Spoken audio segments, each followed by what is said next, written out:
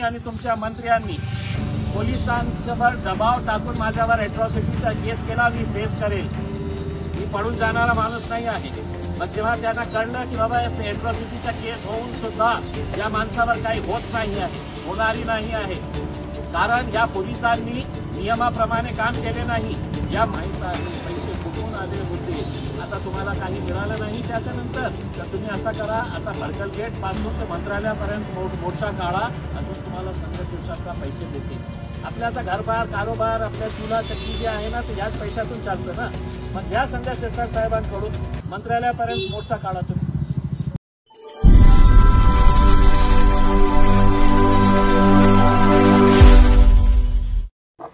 मग पूर्ण शहरामध्ये जे होर्डिंग्स लावण्यात आली होती त्याच्यासाठीही खूप खर्च लागला असेल. मग आज जे गाड्यांचा बंदोबस्त करण्यात आला होता, इतक्या संख्येने जे गाड्या बसेस आणण्यात आले होते ते कुठून आले.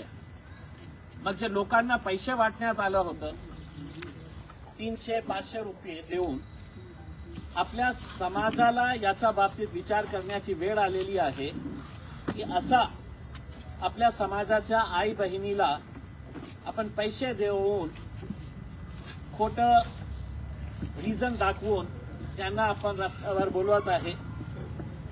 या मोर्चाचा आमची भावनाला ठेस पोहोचलेली आहे, याचा काही संबंध नाही आहे. आणि दुर्दैवाने मला हे पण सांगायचं आहे की काही मीडियाची मी बातमी जेव्हा ऐकत होतो तर इम्तियाज जलीलने भावना दुखावणाऱ्या ते शब्दाचा वापर केला होतं. हे का दाखवत नाही की इम्तियाज जलीलने हे जे शब्द वापर केलेला आहे हे महाराष्ट्र सरकारचा डॉक्युमेंट आहे.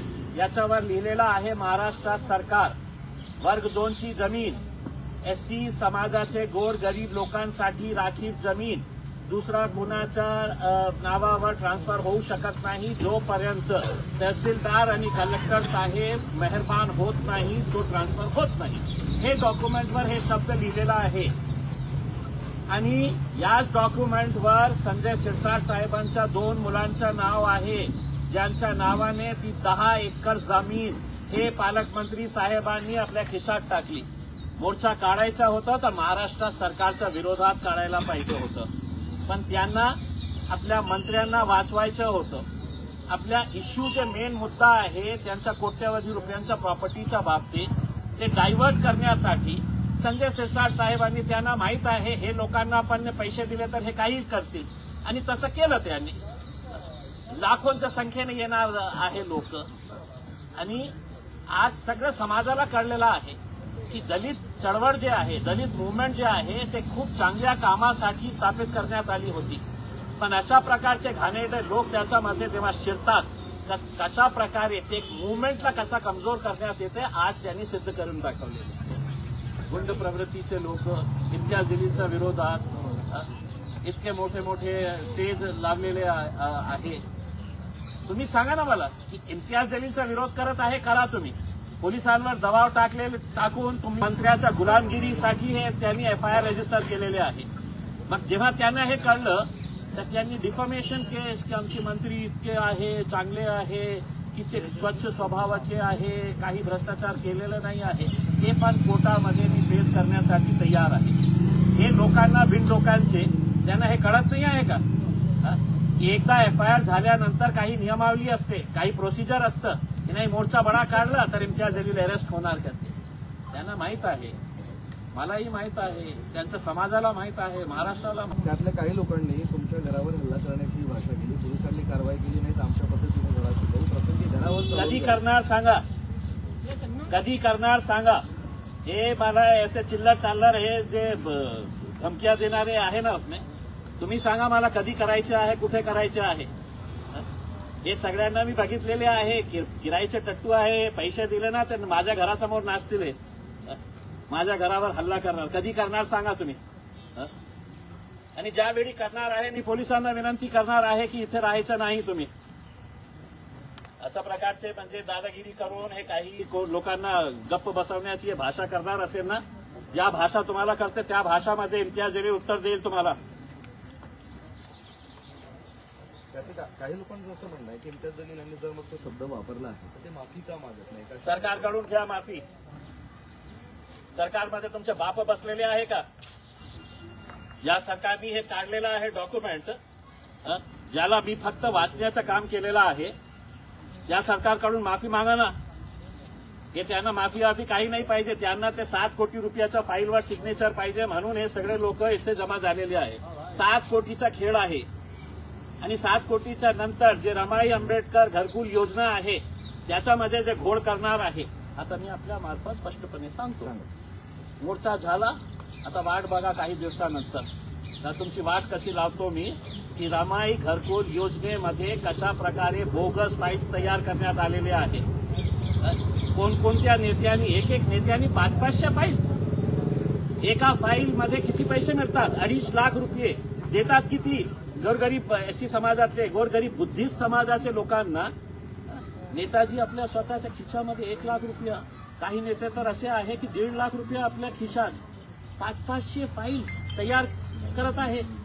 बोगस फाईल्स, बाहेर राहणारे, काही देणं घेणं नाही, संबंध नाही आहे, पण फाईल्स तयार केलेल्या आहे. मी महानगरपालिका आयुक्तांना सांगणार आहे की साहेब, जेव्हा मी एका कॅबिनेट मिनिस्टरच्या विरोध डीजी अँटी करप्शन ब्युरो सीबीआय पर्यंत पोहोचू शकतो, तर महानगरपालिकेच्या अधिकाऱ्यांविरोध सुद्धा मी सगळे पुराव्यासहित जाणार आहे की कशा प्रकारचे हे लोक बोगस फाईल्स तयार करून, बोगस डॉक्युमेंट्स तयार करून, आणि पुराव्यासहित, मी पुरावा नसला तर मी बोलत नाही, सगळे पुरावे मी सादर करणार आहे. हे जे जितके स्टेजवर मंडळी होती ना, इम्तियाज जलील करते, हे तेच लोक आहे की ज्यांना असं वाटतं की बाबा इतकं वर्ष आम्ही हे पैसे गोरगरीब समाजाचे लुटून खाल्ले आहे, आमच्या बुद्धिस्ट समाजाचे पैसे आम्ही खात आहे, आम्हाला कोणी विचारण्याची हिंमत नाही होती. विचारणार नाही, पण मी विचारणार तुम्हाला. 7 कोटी रुपये मिळाले ना, तर हे समजू नका की आपण मोठे मोठे चेन आणणार आहे, मोठ्या गाड्या घेणार आहे करके. तुमच्या 7 कोटीच्या हिशोबावरही मी माझी नजर ठेवणार आहे. नाही तर मला माहित आहे कुठे तक्रार करायची आहे. 7 कोटी काय प्रकरण आहे, थोडं आणखी खोलून सांगा. समाज कल्याण विभागामार्फत एक स्कीम, कोणते मंत्री होते? हंडोरे साहेब, चंद्रकांत हंडोरे साहेबांनी एक खूप चांगली स्कीम सुरू केली होती. एससी समाजामध्ये एंटरप्रिन्योरशिप, बिझनेस डेव्हलप करण्यासाठी एक स्कीम तयार करण्यात आली होती. 7 कोटी रुपयाची ते स्कीम असते. एक प्रपोजल तयार करा, एक प्रपोजल तयार केल्यानंतर त्याचं इन्स्पेक्शन होतो आणि त्याचे पैसे मग ते फेज वाईज आपल्याला मिळते.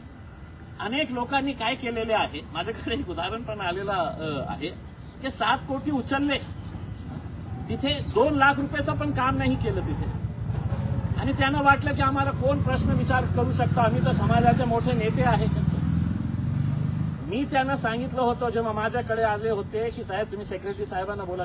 मी बोलतो, पण प्रामाणिक आपल्या समाजाशी राहा आणि कमीत कमी 20-25 आपले समाजाचे, बुद्ध समाजाचे गोरगरीब मुलं आहे, त्यांना नोकऱ्यासाठी तुम्ही ह्या पैशाचा वापर करा.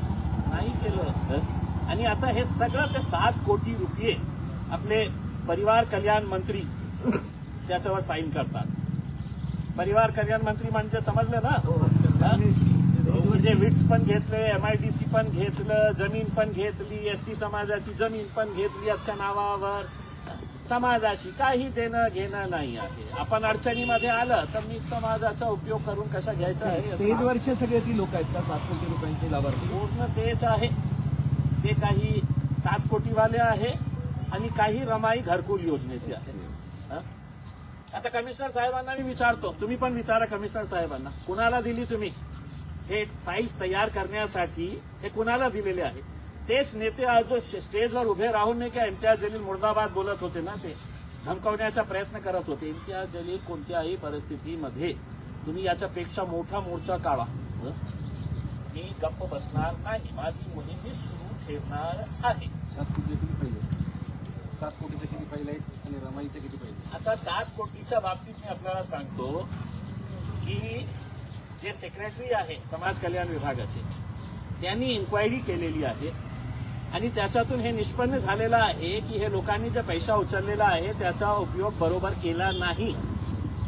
FIR रजिस्टर करण्याचा पर्यंत त्यांनी अहवाल दिलेला आहे, पण हे जे नेते मंडळी आहे ज्यांच्या पायावर हे सगळे बसलेले आहे की साहेब आम्हाला वाचवा, आम्ही घेतले होते 7 कोटी, चेन घेतली, गाड्या घेतले, घुमो फिरून आले, तर तुम्ही आता बाहेर काढा की ते जे सेक्रेटरीने अहवाल दिलेला आहे की यांच्यावर FIR रजिस्टर करा, तर त्यांना वाचवण्यासाठी कोणकोणते हे स्थानिक नेते मंडळी आहे हे सगळ्यांना घेऊन गेले कुणाकडे की एकनाथ शिंदे साहेब, हे लोकांनी आपले पैसे खाल्लेले आहे, राहू द्या ना, तर त्यांच्यावर कारवाई कशा करतात? मग एकनाथ शिंदे साहेब तर मग आहेच खोके बहादूर, तर त्यांनी सांगितलं हो काही नाही होणार.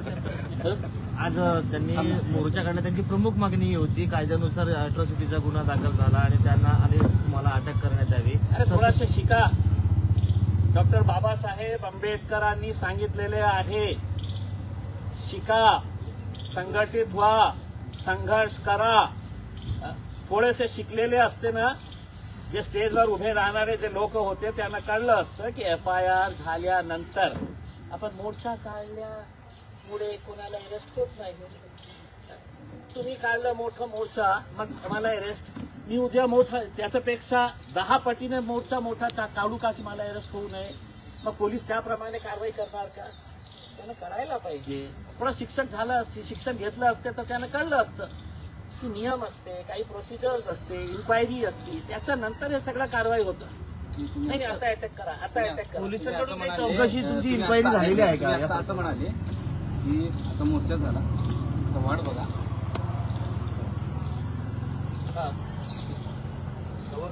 आणखी बाहेर काढणार. आणि हे जे संजय शिरसाट साहेब करत आहे ना की इम्तियाज जलीलवर डिफॉर्मेशन, हे कशासाठी केलं माहित आहे का आपल्याला? की विधानसभेचा अधिवेशन सुरू होत आहे 30 तारखेपासून. जेव्हा कोणी हा मुद्दा विधानसभेवर उचलेल तर ते उभे राहून काय म्हणणार, हो ते सगळं खोटं बोललो होतो, त्याच्यावर मी आबरू नुकसानीचा दावा दाखल केलेला आहे, मानहानीचा दावा. शिरसाट साहेब ते मान काही नाही आहे, ते मनी आहे. मनी हानी जे झालेली आहे ना आपली, त्याच्यासाठी तुम्ही हे सगळं केलेले आहे. पण मी काही दिवसानंतर अजून बॉम्ब फोडणार. तुम्हाला असं वाटेल की बाबा बॉम्ब आतापर्यंत काय फोडत होते, ते छोटे छोटे लोंगी फटाके होते, आता बॉम्ब फोडणार आहे. वाट बघा. तुम्हाला पोलिसांनी काही विचारपूस केली त्या 3 गुन्हा दाखल प्रकरणामध्ये, किंवा तुम्हाला तुमच्याकडे कोणी आलं होतं का? कशाला मी पोलिसांना जबाब देऊ? तुम्ही माझ्यावर खोटे केसेस दर्ज करणार. याच्या अगोदर त्या भारतीय जनता पार्टीच्या आमदाराच्या बोलण्यावर इलेक्शनच्या दिवशी खोटा एक केस रजिस्टर केले. दुसरा मंत्र्यांच्या बोलण्यावर हे अॅट्रॉसिटीचे केस रजिस्टर केले. मग माझ्याकडे काही काम राहिलं नाही का? मी जाऊन बेल घेऊ, मी तुमचा जबाब देण्यासाठी? तुम्ही केलं, आता तुम्हाला काय कारवाई करायची आहे करा तुम्ही. ठीक आहे.